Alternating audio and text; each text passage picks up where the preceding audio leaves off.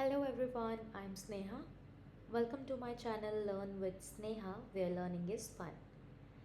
So आज हम study करेंगे unit 2 media and psychology of BPCG 174 psychology psychology in media.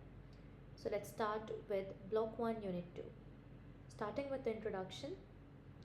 So okay, so first thing first, media और psychology दोनों अलग fields हैं, लेकिन जब ये दोनों मिल जाती हैं तो एक काफ़ी इंटरेस्टिंग और कॉम्प्लेक्स कॉम्बिनेशन बनता है। मीडिया बेसिकली वो सारी चीज़ें हैं जो हम देखते हैं, like TVs, movies, ads, social media posts etcetera. And psychology on the other hand हमारे माइंड और बिहेवियर की स्टडी करती है। जब हम ये दोनों चीज़ें कंबाइन करते हैं तो हमें समझ में आता है कि मीडिया का हमारे इमोशंस, थॉट्स और बिहेवियर पे कितना गहरा इम्पैक्ट है।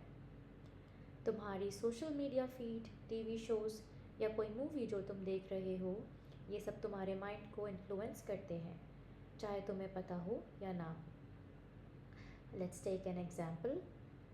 जब तुम अपने फेवरेट इन्फ्लुएंसर का लेटेस्ट पोस्ट देखते हो जिसमें वो अपनी परफेक्ट लाइफ दिखाता है, तो तुम्हारा माइंड सबकॉन्शियसली उसे कंपेयर करने लगता है। ये पूरा प्रोसेस मीडिया और साइकोलॉजी का कंबाइंड इफेक्ट है। Alright, coming to relationship between media and psychology. Alright, so अगर हम मीडिया और साइकोलॉजी के रिलेशनशिप की बात करें तो ये दोनों एक दूसरे के साथ कनेक्टेड हैं, जैसे नेटफ्लिक्स और पॉपकॉर्न। मीडिया हमारे थॉट्स और इमोशंस को इन्फ्लुएंस करता है और साइकोलॉजी समझाने की कोशिश करती है कि वो इम्पैक्ट हमारे बिहेवियर और डिसीजंस पर किस तरह से पड़ता है। मीडिया का काफ़ी पावर होता है क्योंकि ये हमारे दिमाग को डायरेक्ट शेप करता है। हम जो देखते हैं वो हमारे बिलीव्स और एक्शंस को इन्फ्लुएंस करते हैं। एग्ज़ाम्पल, तुम एक रियलिटी शो देख रहे हो जिसमें सब कंटेस्टेंट्स एक दूसरे को जेलस और रूड बना रहे हैं। तुम्हारा ब्रेन सबकॉन्शियसली ये सिखाता है कि ये बिहेवियर एक्सेप्टेबल हो सकता है, और अगर तुम खुद कभी ऐसी सिचुएशन में हो तो तुम्हारे एक्शंस भी थोड़े से सिमिलर हो सकते हैं। मीडिया का ये इन्फ्लुएंस हमारे डेली डिसीजंस को शेप करता है। Coming to roles of media psychologist. So media psychologist एक ऐसे एक्सपर्ट होते हैं जो मीडिया और ह्यूमन बिहेवियर के बीच के रिलेशनशिप को समझने की कोशिश करते हैं। इनका मेन काम होता है कि वो ये स्टडी करें कि मीडिया कंटेंट का हमारे माइंड और बिहेवियर पर क्या इम्पैक्ट होता है। मीडिया साइकोलॉजिस्ट रिसर्च करते हैं, कंटेंट को एनालाइज करते हैं और फिर वो मीडिया क्रिएटर्स को सजेशंस देते हैं कि वो अपने कंटेंट को कैसे रिस्पॉन्सिबल और पॉजिटिव बनाएं ताकि ऑडियंस पर नेगेटिव इफ़ेक्ट ना हो। फॉर एग्ज़ाम्पल, अगर मीडिया साइकोलॉजिस्ट को लगता है कि किड्स शो में एक्सेसिव वायलेंस दिखाई जा रही है तो वो टीवी चैनल्स को रिकमेंड करते हैं कि वो कंटेंट थोड़ा फ्रेंडली और एजुकेशनल बनाए। उनका गोल होता है कि मीडिया को ज़्यादा रिस्पॉन्सिबल बनाया जाए और ये इंश्योर किया जाए कि ऑडियंस को मीडिया से नेगेटिव इम्पैक्ट ना हो। Coming to introduction to research methods in media psychology. अब बात करते हैं रिसर्च मेथड्स की जो मीडिया साइकोलॉजी में काफ़ी इम्पोर्टेंट होते हैं। जब मीडिया साइकोलॉजिस्ट्स ये समझना चाहते हैं कि मीडिया का इफ़ेक्ट हमारे माइंड और बिहेवियर पे किस तरह होता है तो वो अलग अलग रिसर्च मेथड्स यूज़ करते हैं।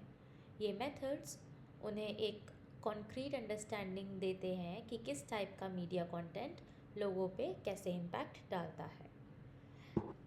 Now coming to why is research in media psychology complex? ये रिसर्च थोड़ा कॉम्प्लेक्स है क्योंकि मीडिया का इफ़ेक्ट एकदम डायरेक्ट नहीं होता। मतलब एक टीवी शो या एड देखने से तुम्हारा बिहेवियर तुरंत चेंज नहीं होता। मीडिया का इफ़ेक्ट लॉन्ग टर्म और सटल होता है, और सब लोग अलग अलग बैकग्राउंड से आते हैं, इसलिए उनका मीडिया के साथ इंटरेक्शन अलग होता है। एक पर्सन के लिए एक मूवी का इम्पैक्ट इमोशनल हो सकता है जबकि दूसरे के लिए वो बस एक टाइम पास हो सकता है। एग्ज़ाम्पल, अगर तुम्हारा फ्रेंड किसी इमोशनल मूवी को देखने के बाद बहुत इमोशनल हो जाता है और तुम्हारे लिए वो मूवी सिर्फ एंटरटेनमेंट का सोर्स होती है, तो ये मीडिया का इफ़ेक्ट तुम दोनों पे अलग अलग हो रहा है। That is complex media. So यही कॉम्प्लेक्स है मीडिया साइकोलॉजी रिसर्च में। लोगों का रिस्पॉन्स मीडिया कंटेंट पर कभी प्रिडिक्टेबल नहीं होता। Now coming to research methods used. So media psychologists कुछ कॉमन रिसर्च मेथड्स यूज़ करते हैं, जैसे एक्सपेरिमेंटल रिसर्च। इस मेथड में रिसर्चर्स मीडिया कंटेंट को कंट्रोल करके ऑब्जर्व करते हैं कि वो ऑडियंस के बिहेवियर को कैसे अफेक्ट करता है। जैसे ग्रुप को वायलेंट वीडियो गेम खेलने के लिए दिया जाता है और दूसरे ग्रुप को नॉन वायलेंट गेम, फिर देखते हैं कि उनका बिहेवियर कैसे चेंज होता है। Next is surveys and questionnaires.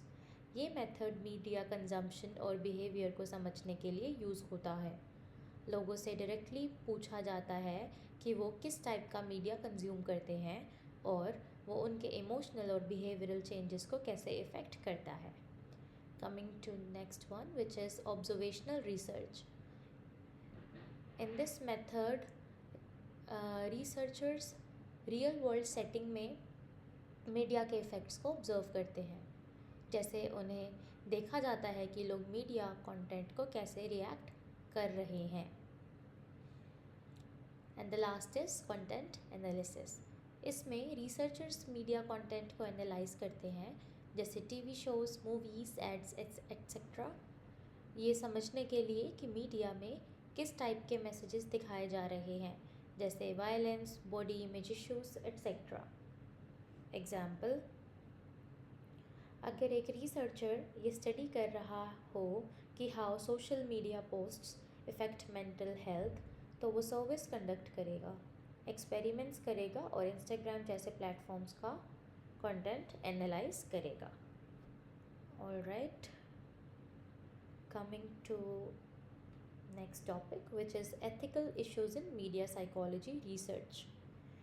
सो जब मीडिया साइकोलॉजिस्ट रिसर्च करते हैं तो उन्हें कुछ एथिकल इश्यूज भी फेस करने पड़ते हैं। सबसे पहला, उन्हें इंश्योर करना पड़ता है कि मीडिया कंटेंट ऑडियंस को हार्म ना करे। अगर रिसर्च करते वक्त किसी को इमोशनल या साइकोलॉजिकल हार्म हो सकता है तो वो अनएथिकल हो जाता है।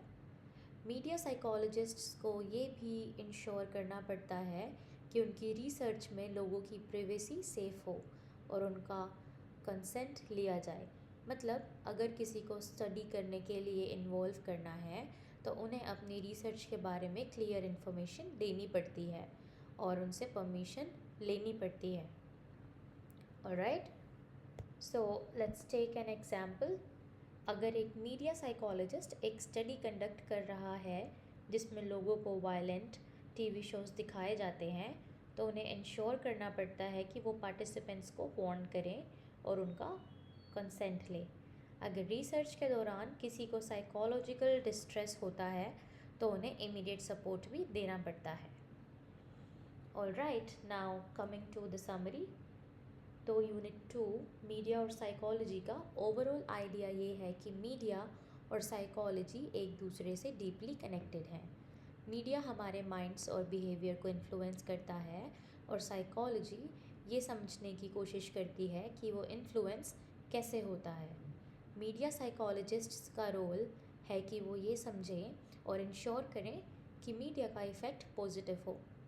रिसर्च मेथड्स उन्हें ये समझने में हेल्प करते हैं, लेकिन एथिकल कंसर्न्स भी हमेशा इम्पॉर्टेंट होते हैं। अगर ये सब चीज़ें प्रॉपरली मैनेज की जाए तो मीडिया का इफ़ेक्ट हमारे लाइफ्स पे पॉजिटिव और कंस्ट्रक्टिव हो सकता है।